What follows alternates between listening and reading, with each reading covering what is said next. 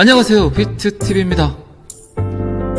지금은 누가 뭐라 그래도 여러분들 생각에 가장 이 시대에, 이 살벌한 시대에, 힘든 시기에 가장 신뢰할 수 있는 제3자가 오히려 카카오톡일 수도 있죠.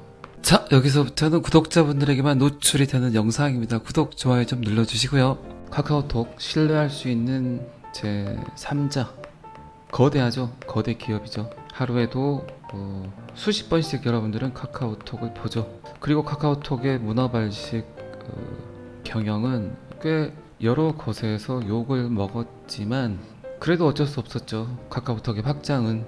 그리고 여러분들 기억하시겠지만 카카오뱅크 상장, 그리고 상장과 동시에 대부분의 오너, 관계자, 대주주들 카카오뱅크 주식을 다 던져버렸어요. 꽤 많은 분들이 놀랬죠. 의아해했죠. 그런데 지금 그 이후로 주식이 하락을 했죠. 어쨌든 그들은 무언가를 조금은 느끼고 알고 있다는 거죠.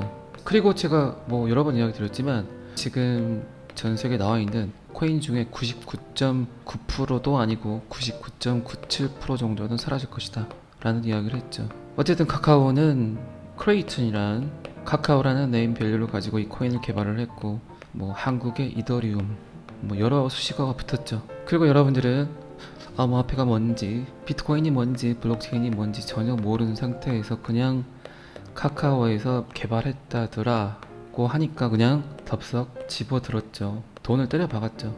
그리고 실제 지금 우리나라 NFT 개발을 하는 개발자들, 순수 창작자들, 이런 분들도 크레이튼에 대한 이미지가 굉장히 좋을 거예요. 그런데 어쨌든 지금은 그래요. 딴 걸 떠나서 크레이튼이 어느 정도 상승을 하든 하락을 하든 초기 시장이다. 그리고 암호화폐는 특정 국가에서 특정 기관에서 규제한다 그래서 이거를 사라지게 할 수 없다. 비트코인의 원리가 그렇다. 그렇기 때문에 내 돈이 어디 들어가 있는가를 잘 관찰해야 된다. 웬만하면 전 세계가 인정하는 코인에 들어가야 된다. 김치코인 쳐다보지 마시라. 여러 번 이야기 들었습니다. 그래서 자꾸 이야기 드린 게 비트코인의 원리, 블록체인의 원리, 사토시 나카모토의 비트코인 화이트 페이퍼를 이해해야 된다는 표현을 한 겁니다. 본질을 알고 원리를 알면 어떤 놈이 똥코인, 어떤 놈이 잡코인, 어떤 놈이 갈코인 보이겠죠. 자꾸 최근에 제가 여러 번 이야기 드리지만 제가 이해했던 건 단 하나입니다. 비트코인의 화이트 페이퍼, 백서죠, 백서. 지금 보면 되게 유치하지만 제가 6년 전에 이해했던 화이트 페이퍼는 충분히 가공할 만한 위력이 있었습니다. 폭발적이었죠. 이런 일이 있을까? 이런 일이 생길까? 그런데 너무나 지금 현실로 다가오고 있죠. 두 번째 구제 금융에 맞닥뜨리게 될 영국의 재무부 장관, 서프라임 모기지, 리만 브라더스, 그리고 암호학 온라인상에서 디지털 안에서 익명성을 보장받아야 되는 결제 수단, 결제 도구 필요하다. 현금으로 돈을 지불했을 때 요거를 그 누구도 모르지만 분명히 디지털 안에서는 모든 거래 내역들이 노출된다. 은행 감시, 국가 감시 이런 말들 나오죠. 그리고 실물 경제, 금융 경제 모든 것이 비트코인 백서 안에 함축되어 있습니다. 그리고 온라인상의 거래에서 소비자는 판매자에게 돈을 보냈다고 했는데 판매자가 돈을 받지 않았다고 할 수도 있겠구나. 그리고 판매자는 물건을 보냈는데 소비자가 물건을 받지 않았다고 할 수도 있겠구나. 디지털 안에서의 신뢰가 그만큼 중요하다. 그래서 소비자나 판매자는 너무나 과할 정도로, 무리할 정도로 그들의 개인 정보를 요구한다. 이 상황이 왔을 때 문제점들이 결국 발생하게 될 것이다. 여러분들 한 번쯤은 여러분들이 주차를 했는데 여러분들의 핸드폰 번호를 써놓죠. 이 핸드폰 번호가 암호화된 핸드폰 번호가 노출이 된다면 좀 더 안전하지 않을까? 이런 생각 해본 적 없으신가요? 점점 사람들은 디지털 안에서 편한 시대를 살고 있지만 갈수록 그 디지털이 여러분들의 목을 조여오는 그런 느낌 아닌 느낌 받으시죠? 디지털 역습. 카카오는 어떻게 코인을 팔았는가 어쩐가는 모르겠지만 비트코인을 제대로 이해했다면, 블록체인의 원리를 제대로 이해했다면 크레이튼에 투자하지 않았을 사람들이 많겠죠. 그런데 정말 무서운 건 어쨌든 2023년 와버렸고 지금 슬슬 제가 5년 전에 느꼈던 그런 내용들, 그런 느낌들을 신지식층들이 알아가고 있다는 게 무섭다는 거죠. 알아가고 있어요. 카카오라는 네임밸류를 가지고 카카오가 붙으면 뭐든지 사람들이 신뢰할 거야 라고 생각했던 모든 것들이 무너지고 있습니다. 돈잔치를 했죠. 돈놀이를 한 거죠. 사람들의 눈을 속여서, 사람들의 귀를 속여서 아무것도 모르는 사람들에게 카카오라는 네임밸류를 가지고 그들은 돈놀이를 했죠. 이런 거 보면 야바이 게임이나 도박이나 뭐가 틀릴까요? 똑같죠. 왠지 하나는 합법적으로 보이고 왠지 하나는 불법적으로 보이지만 돈을 가지고 있는 놈이, 권력을 갖고 있는 놈이 서민들, 시민들의 돈을 삥 뜯어가는 건 똑같습니다. 어쨌든 제가 여러 번 이야기 드렸듯이 말도 안 되는 코인, 똥코인들 굳이 SEC가 콜하지 않아도 자연 발생적으로 사라지게 될 겁니다. 본인이 어떤 일을 했는지, 특정 회사가 어떤 코인을 개발했는지 그들은 충분히 알고 있기 때문에, 하지만 아직까지는 별다른 법적 규제가 없기 때문에 버젓이 아주 좋은 코인이라고 홍보를 하면서 버티고 있죠. 그런데 이제 슬슬 그들의 민낯이 대중들에게 브로드캐스팅이 됩니다. 자, 그러면 법적 책임을 지지 않기 위해선 조용히 먹튀하겠죠. 아직까지는 그들이 저지른 죄가 없기 때문에 여러분들이 지금 코인에 투자해서 이 코인 회사가 먹튀를 해도 그 어디에서도 여러분들은 그 돈을 합법적으로 찾을 수 있는 방법이 없습니다. 그것도 모르고 이것도 모르고 아무것도 모르고 그냥 카카오라니까 투자를 했고 또 나름대로 지식을 가지고 여러 사람들에게 홍보를 했겠지만 어쨌든 이런 일들은 계속해서 이제 대중매체의 브로드캐스팅이 될 겁니다. 이거는 시작이죠, 시작. 그래서 자꾸 제가 화이트 페이퍼를 봐보시라, 그리고 이해하셔라 라는 표현을 여러 번 했고 99.9%가 아닌 99.97%까지도 순삭, 먹튀, 게임 체인저가 아닌 게임 오버 될 수 있습니다. 지금은 어쨌든 굉장히 코인을 잘 타고 계셔야 돼요. 오직 하면 제가 비트코인, XRP, 이더리움 요놈 3개만 주구장창 이야기하겠습니까? 그리고 뭐 제가 그 외 7개, 8개 정도는 이야기를 한 게 있죠. 그리고 어쨌든 지금 다시 생각하더라도 빗썸에 초기에 상장된 코인 8개, 9개가 결국 인류와 함께할, 동행할 코인이 아닌가 라는 생각을 또 한번 해봅니다. 시장에 돈이 풀려 있어요. 그리고 금융 인프라가 생성이 됐어요. 그래서 돈이 모이고 있어요. 자, 그러면 돈이 있는 사람들은 어떤 행위를 할까요? 이 돈을 먹기 위해서 또 다른 돈을 만들죠. 파생 상품이라고 많이 이야기를 하죠. 근데 이 사이에는 뭐가 있습니까? 소비자들의 무지가 있어요. 알지 못한, 그리고 파생 상품을 만드는, 돈 위에 깔려있는 돈을 먹기 위해서 자본가들은 그들이 갖고 있는 네임 밸류를 사용을 하죠. 인지도, 지명도, 신뢰도 이런 것들을 사용을 하죠. 그리고 시민들의, 국민들의 돈을 쪽 빼먹습니다. 이것 또한 방금 전에도 말씀드렸지만 야바이 게임과 뭐가 틀립니까? 포커판의 판돈과 뭐가 틀립니까? 한 게임 고스톱 머니와 뭐가 틀립니까? 어쨌든 시민들은 일말의 희망을 가지고 내일을 위해서 카카오란 네임 밸류를 믿고 투자를 했지만 결과론적으로 보면 별로 의미가 없는 코인이었다 라는 기사들이 지금 쏟아지고 있죠. 이런 내용들을 이제 신지식층들이 이해하고 고발을 합니다. 그리고 그 내용들은 수많은 사람들에게 또 전파가 되죠. 자, 내용을 좀만 봐보도록 할까요? 내용도 보기 전에 잔소리를 너무 많이 했죠. 그런데 내용을 보면 뭐합니까? 방금 전에 제가 드렸던 잔소리들이 오히려 팩트겠죠. 그 누구도 기사를 쓸 때도 이해관계란 게 얽혀있기 때문에 올바른 소리 하기가 힘들죠. 세상에는 좋은 말하는 사람들이 굉장히 많습니다. 그런데 만든 말하는 사람들은 별로 없죠. 좋은 말은 참 귀를 웃게 하죠. 하지만 그건 어쩌면 악마의 속삭임일 수 있죠. 그런데 맞는 말을 듣다 보면 왠지 깨림칙하죠. 부담스럽죠. 불편하죠. 근데 여러분들 잘 아시겠지만 항상 진실은 불편합니다. 믿기 싫은 것들이 많죠. 좋은 말 하는 사람들은 많지만 맞는 말 하는 사람들이 갈수록 사라지는 세상, 디지털 세상, 거짓 세상. 오직 하면 그런 말이 나오겠어요.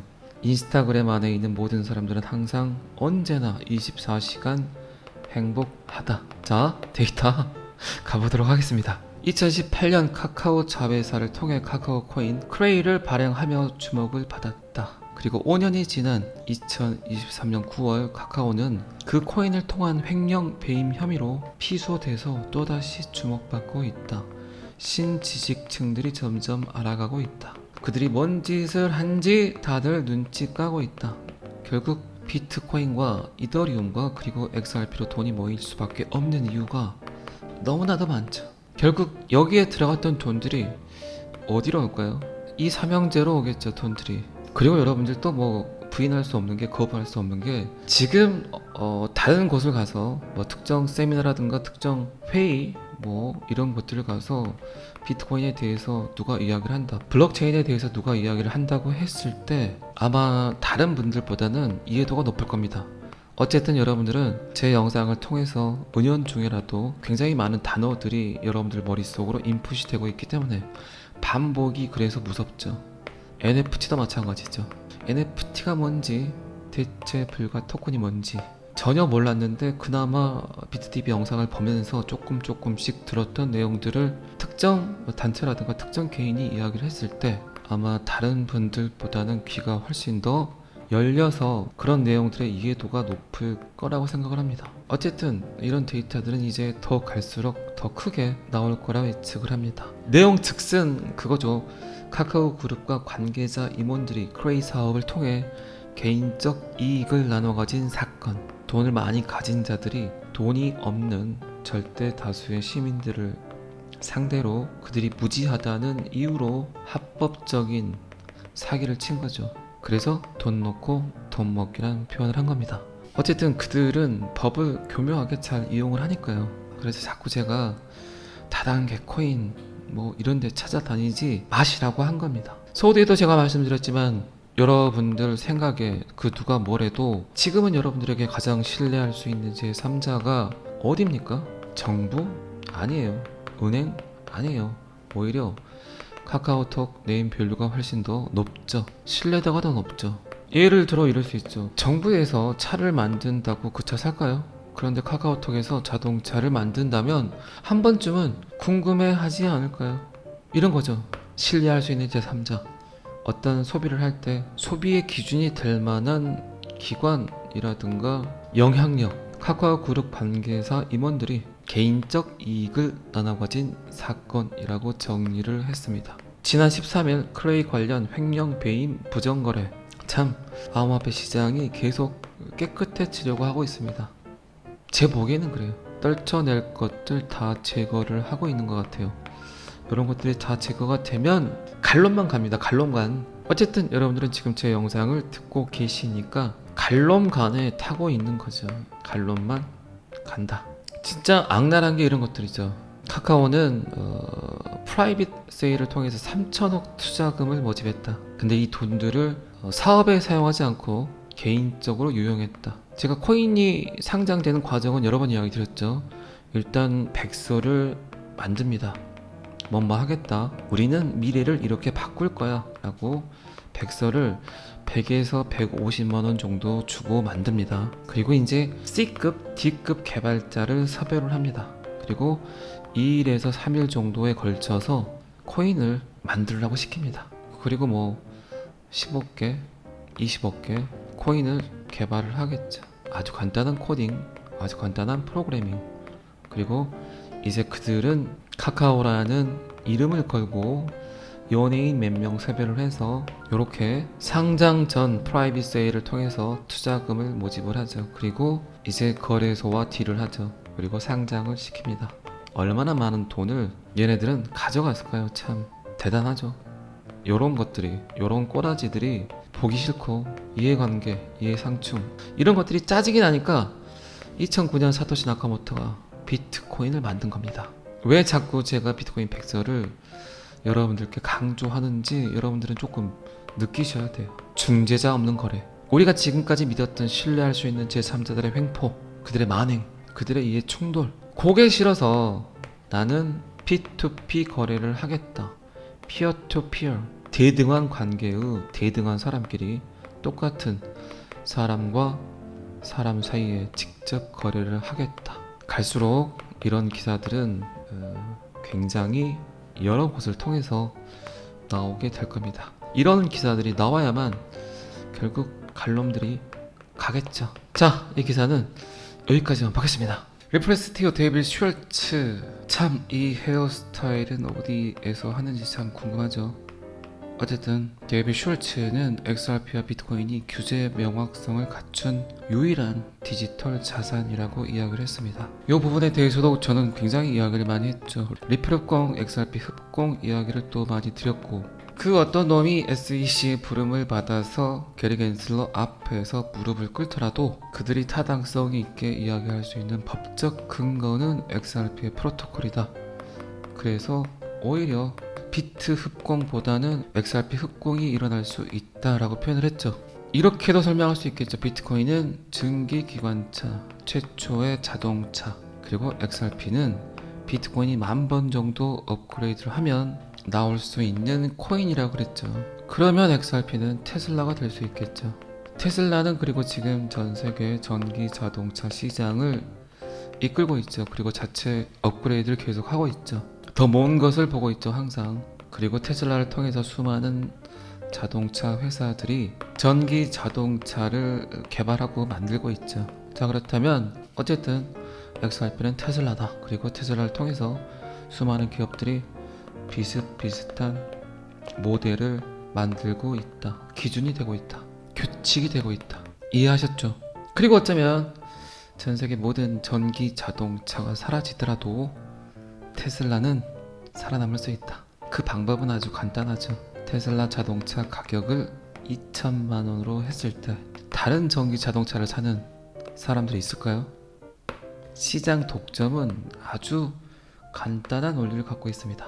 어쨌든 그놈이 그놈이기 때문에 이런 비슷한 이야기를 제가 또 예전에 한 적 있죠. 전 세계 모든 커피숍이 사라지더라도 스타벅스는 존재할 것이다. 비트코인은 상징성을 갖고 있는 가치, 그리고 실용성은 결국 XRP. 인류에게 최초로 자동차라는 거를 보여주게 한 0.1%의 창의적 인간 헬리포드, 그리고 그 자동차의 미래를 예측한 0.9%의 통찰력을 갖고 있는 사람들은 결국 이 시대 크나큰 엄청난 허벌난 부자가 됐고, 또 한 번 전기 자동차 시장을 이끄는 0.1%의 창의적 인간 일론 머스크, 그리고 그 일론 머스크를 믿고 투자한 0.9%의 미래를 예측하는 사람들은 또 테슬라 주식을 통해서 돈을 무지하게 벌었고, 그리고 이제 가장 위험한, 가장 예민한, 가장 무서운, 가장 큰 부가 있는 거래 도구가 바뀌려고 하는 순간 2009년, 2010년, 2011년 비트코인을 샀던 사람들은 지금 상상할 수도 없는 천문학적인 부자가 됐고, 한 번 더 이제 테슬라를 견주어, 비트코인을 견주어 XRP를 그 시각으로 보는, 비트TV 영상을 보는 저의 구독자분들이 한 번 더 0.9%의 삶을 살 수 있는 기회가 왔다. 그 도구이다. 찬스 같다. 충분히 게임 체인저가 될 수 있다. 이 게임 체인저는 인류의 게임 체인저가 될 수도 있겠지만 여러분들 개개인의 인생의 게임 체인저가 될 수도 있겠죠. 어쨌든 그 누가 뭐래도 지금은 비트코인과 XRP만 미국이 인정하는 합법적인 암호화폐이다. 이미 정답은 나와 있다. 뭘 그렇게 고민을 하세요? 이미 여러분들은 많은 걸 알고 있습니다. 하지만 알면서도 알지 못하는 것들이 있죠. 요 책 제목 아시죠, 여러분들? 김승호 회장. 뭐 여러 번 관심 있는 분들은 책도 보고 영상도 보고 했을 거라고 생각을 합니다. 돈의 속성, 중력, 끌어당김의 힘. 돈 또한 중력과 같다. 질량과 부피가 큰 쪽으로 모든 것들이 모이게 돼 있다. 여러분들은 그 시작점에 있다. 잘 버텨라. 결국 요새 제가 많이 쓰는 말이 요거죠. 잘 버티세요. 기다리세요. 그 어느 산업군에서도 일어날 수 없는, 상상할 수 없는 그런 일들이 벌어지게 될 겁니다. 잘 생각해 보세요. 스마트폰은 결국 여러분들 손 위에 있고 손 안에 있고, 그리고 그 안에서 구동되는 어플리케이션은 순식간에 여러분들의 삶을 바꿔줄 도구가 될 겁니다. 조만장자의 탄생을 기억하세요. 세계성. 결국 그 어플리케이션 안에서 구동되는 게 뭡니까? 전 세계적 세계성, 급속한 확장성, 광범위한 수요. 결국 요 세 가지의 조건이 구글 선정 최고의 미래 경제학자 다빈치 연구소 소장 토마스 프레이가 이야기했던 조만장자의 조건.